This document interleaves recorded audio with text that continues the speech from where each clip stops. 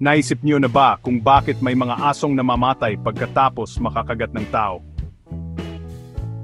Hindi yan dahil sa sabi-sabi lang ng matatanda o sumpa.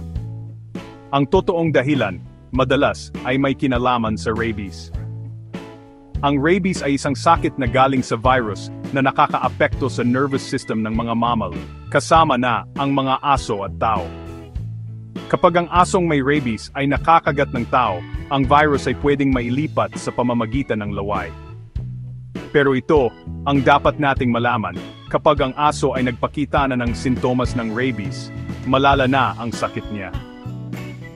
Ibig sabihin, grabe na ang epekto ng virus sa utak at nervous system ng aso, kaya nagkakaroon ito ng malulubang sintomas tulad ng pagiging agresibo, pagkalito, at nakakalungkot, pagkamatay.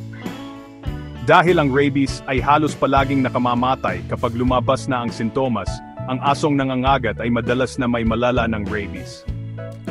Ngayon, baka nag-aalala na kayo para sa sarili niyong aso.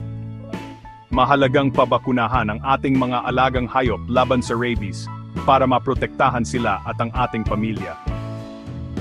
Ang regular na pagpapacheck up sa vet at pagpapabakuna ay makakaiwas sa ganitong malungkot na sitwasyon.